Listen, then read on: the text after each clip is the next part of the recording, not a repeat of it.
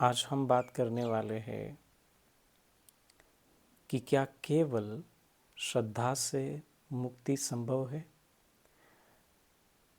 या फिर यूँ कहें क्या केवल श्रद्धा से ही मोक्ष संभव है।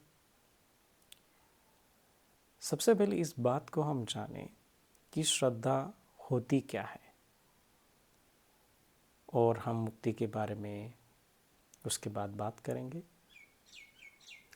श्रद्धा जो है वह विवेकता पर आधारित होती है, वह ज्ञान पर आधारित होती है, वह एक अपनी विचार शक्ति तथा विचारधारा के अनुरूप चलते हुए आधारित होती है।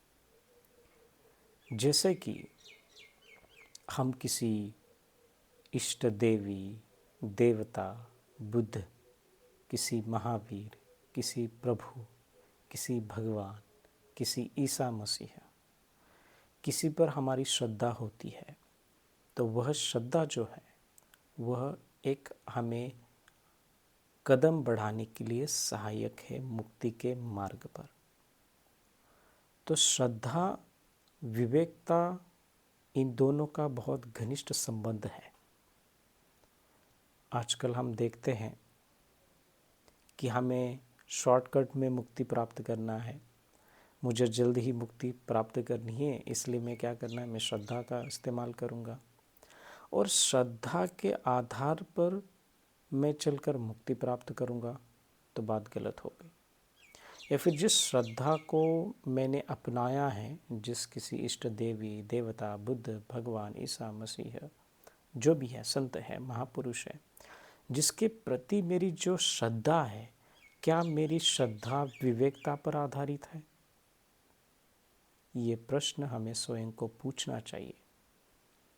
जैसे भगवान बुद्ध है, तो भगवान बुद्ध के प्रति जो श्रद्धा है वो श्रद्धा केवल श्रद्धा ही बने, और भगवान बुद्ध ने जो हमें मार्ग बताया है, दुख से संपूर्ण तरीके से हम मुक्त हो सकते हैं, जो मार्ग हमें बताया है, केवल हम उस मार्ग का ही पठन पाठन करते रहे, हम केवल उस मार्ग को ही जाने बिना हम देखो कि भगवान बुद्ध ने हमें इतना ये बताया है, देखो कितना शांति का मार्ग है, या फिर हमारे भगवान ने ये बताया है, हमारा ही मार्ग श्रेष्ठ है, अनेक सालों से चलता आया है, तो यूँ कहना एक श्रद्धा के विपरीत हुआ, क्योंकि हम तो सिर्फ कह रहे हैं, लेकिन वस्तुतः उस इष्ट देवी हो, देवता है, बुद्ध है, उनके गुण जो है वो हमारे भीतर तो समाने चाहिए, आने चाहिए, तभी तो वो श्रद्धा हुई। तो श्रद्धा अंधश्रद्धा ना बन जाए कि देखो मैं ये भगवान को चढ़ाती हूँ, या फिर देखो मैं भगवान बुद्ध के लिए ये करती हूँ, मैं चैंटिंग माला करती हूँ, या फिर उनको ऑफरिंग करती हूँ, फूल फल ऑफरिंग करती हूँ, है ना, भोजन दान देती हूँ, या फिर किसी भिक्षु को, किसी बाबा को, किसी संत को हम भोजन दान देते हैं, तो केवल वह जो श्रद्धा है वो अंधश्रद्धा ना बन जाए कि केवल इसी के आधार पर मैं मुक्ति प्राप्त करूँगा। तो अंधश्रद्धा अपने मनो अवस्था के लिए, अपने मन के लिए, अपने मस्तिष्क के लिए बहुत हानिकारक है। जैसे कोई व्यक्ति अनेक सालों से ये व्रत वैकल्य उपवास करता आ रहा है, अब वो नहीं करेगा बेचारा, तो बोलेगा भगवान मेरा कुछ भला बुरा कहेगा, भगवान मुझे कुछ गाली गलौज करेगा, या यूँ कहे भगवान मेरा कुछ मेरे विपरीत करेगा, मुझ पे संकट लाएगा। दुनिया में, इस संसार में कोई देवी, देवता, भगवान, बुद्ध जो भी है, उन सभी में यूँ समझे कि उनमें करुणा है, उनमें क्षमा है, उनमें शांति है, वो शांत हो गए हैं, वो संत हो गए हैं, वो महात्मा हो गए हैं। तो इस तरीके से हम समझे कि जिस देवी देवता के प्रति जो श्रद्धा है वो विवेकता पर आधारित हो, और इसलिए मैंने ये स्किप किया, मैंने ये छोड़ दिया, तो मेरा भगवान बुरा होगा, मेरे से मेरे घर में कोई हानि होगी, शारीरिक हो, मानसिक हो, कुछ ना कुछ बड़ा संकट आएगा। इस कदर हमने इस अपने मस्तिष्क को, अपने मानस को बना लिया तो वो अंधश्रद्धा हो गई। नहीं हो गया तो नहीं हो गया। आज जो भी उपवास करते हैं, उपवास किस लिए किया जाता है? अष्टशिलों का पालन किस लिए किया जाता है? उपोषित व्रत किस लिए धारण किया जाता है? इसलिए नहीं कि भगवान को प्रसन्न करने के लिए, इसलिए नहीं कि बोधिसत्वों को प्रसन्न करने के लिए, इसलिए किया जाता है कि मैं अपने चित्त को सुधारने के लिए सबसे पहले जो अष्टशिल जो कहते हैं, उस अष्टशिलों का सबसे पहले मैं पालन करूं। उसे उपोषित व्रत भी कहा जाता है। अलग अलग मान्यता संप्रदाय में उसको उपवास भी कहा जाता है।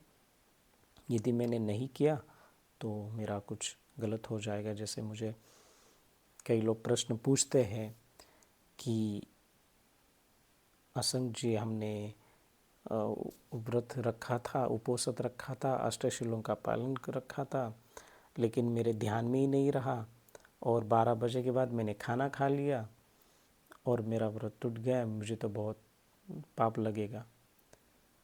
तो पाप लगेगा तो पाप कौन दे रहा है आपको? और आप ये अपने दिमाग में क्यों सोच रहे कि देखो मैंने 12 बजे के बाद खाना खाया तो मुझे पाप लग गया, मेरा शील व्रत भंग हो गया।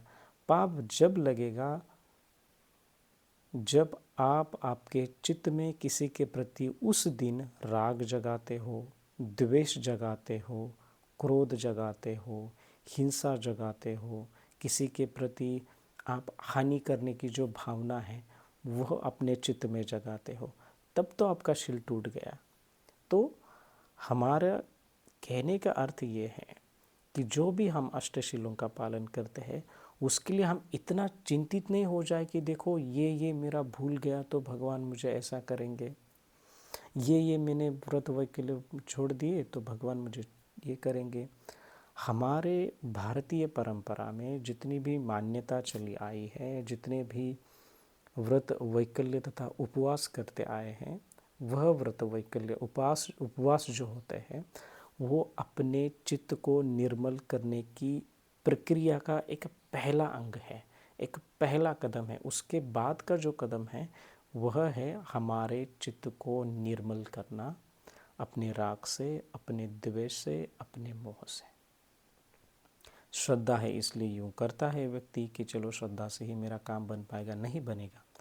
अंधश्रद्धा आजकल इतनी फैली है, लोगों को लगता है कि देखो ये व्यक्ति ये जादू दिखाता है तो लोग उसकी ओर मुड़ जाते हैं, ये व्यक्ति ऐसा ऐसा अमुक अमुक बताता है तो उसकी ओर मुड़ जाते हैं। तो हम सस्ते सौदे के पीछे पड़ गए कि मुझे मुक्ति चाहिए, मुझे दुख से मुक्त होना है। मुक्ति का अर्थ है क्या? मुक्ति का अर्थ है कि हमारे चित्त में, मेरे चित्त में जो राग है, द्वेष है, मोह है, उसी से तो मुझे मुक्त होना है। और उसी से मुक्त होने के लिए मुझे एक अच्छा मार्गदर्शक और एक अच्छा पथ प्रदर्शक होगा। उसके आधार पर मैंने ध्यान करते करते मैं अपने सभी जो मन है, मन में जो विकार है, उस विकारों से मुक्त हो जाऊंगा, मुक्त हो जाऊंगी। यही तो मुक्ति है। मुक्ति का अर्थ ये नहीं कि आपको कोई आएगा, आपके सिर पर हाथ रखेगा कि बेटा तुमने बहुत अच्छा किया, मेरी तुमने बहुत पूजा की, अर्चना की, तुमने मुझे ये फल दिए, तुमने मुझे ये भोजन दिया, तो क्या होगा? भगवान प्रसन्न होगा, बुद्ध प्रसन्न होंगे और आपको मुक्ति दिलाएंगे। ऐसा कभी हो सकता नहीं है, हुआ नहीं है। क्योंकि भीतर हम अपने चित्त में हम खुद ही राग द्वेष जगा रहे हैं और किसी और के ऊपर हम आश्रित हो रहे हैं कि वह व्यक्ति है, वह इंसान है, वह संत पुरुष है, वह मुझे मुक्ति करेगा। हो नहीं सकता ऐसा। चलना तो हमें ही है। अक्खा तारो तथागता, इस मार्ग में कि तथागत सिर्फ मार्ग आख्यात करते हैं, मार्ग बताते हैं, बुद्ध मार्ग बताते हैं। उस मार्ग के आधार पर एक एक कदम चल के हम अपने समस्त विकारों से मुक्त हो सकते हैं। तो इसलिए अंधश्रद्धा के आधार पर कोई आपको ये कहता है कि मैं ही आपको मुक्ति दिलाने में समर्थ हूँ, मैं ही आपका भविष्य देखता हूँ, मैं ही आपका वर्तमान देखता हूँ, आप ही मेरे कंट्रोल में हो, यदि आपने मुझे ये नहीं किया तो आपको मैं ये करूँगा, आपका अच्छा नहीं होगा, आपका बुरा ही होगा। यदि कोई व्यक्ति ऐसा कहता है तो समझ लीजिए कि वो एक दुराचारी है, वह एक पाखंड है, वह असत्यभाषी है, झूठ ही झूठ। और कोई व्यक्ति आपको ये बताता है कि देखो ये मार्ग है और इस मार्ग पर आप कदम कदम चलेंगे तो आप अपने मन को वश में करते हुए आप आगे बढ़ेंगे और आपका रास्ता आपके लिए खुल गया। कोई व्यक्ति आपको मुक्ति के रास्ते पर हाथ पकड़ के लेके नहीं जा सकता, आपको वो मार्ग दिखा सकता है। तो कहने का अर्थ क्या है कि श्रद्धा से केवल मुक्ति संभव नहीं है। श्रद्धा इसलिए जगती है कि जिस देवी देवता, उपास्य देवता, भगवान बुद्ध जो भी है, उनमें निहित जो गुण हैं, उस गुणों में क्या है, वो गुण मेरे भीतर तो आ जाए। मैं जिस देवी देवता को मानती हूँ तो उस बात को समझे। भगवान बुद्ध को हम मानते हैं, बुद्धिस्ट होने के नाते बुद्ध को प्रणाम करते हैं, 3 बार नमस्कार करते हैं, बुद्धं शरणं गच्छामि, धम्मं शरणं गच्छामि, संघं शरणं गच्छामि, और काम बन गया, ऐसा नहीं है। बुद्ध में जो गुण है, धम्म में जो गुण है, संघ में जो गुण है, उन गुणों को हम याद करें।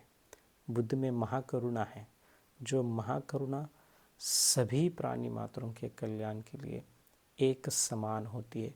उस करुणा में रंच मात्र भी फर्क नहीं होता कि देखिए यह जो व्यक्ति है ये अमुक अमुक जाति का है, यह जो व्यक्ति है ये मेरे जाति का है इसलिए मैं उसको ये मानता हूँ, ये नज़दीक का है, ये दूर का है, ये मेरा नज़दीक का चेला है, ये थोड़ा दूर का चेला है।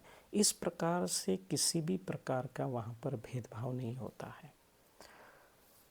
तो आज हम इतना ही समझें कि मैं, चाहे हम किसी भी संप्रदाय के हो, चाहे हम बुद्धिस्ट हो, चाहे हम हिंदू हो, मुस्लिम हो, सिख हो, ईसाई हो, आवश्यक बात यह कि हमारे उपास्य देवता ने ये बात कही है कि किसी भी प्राणी को हानि नहीं पहुंचानी है, करुणावान रहना है और अपने चित्त को धीरे धीरे निर्मल करते रहना है ध्यान साधना के आधार पर।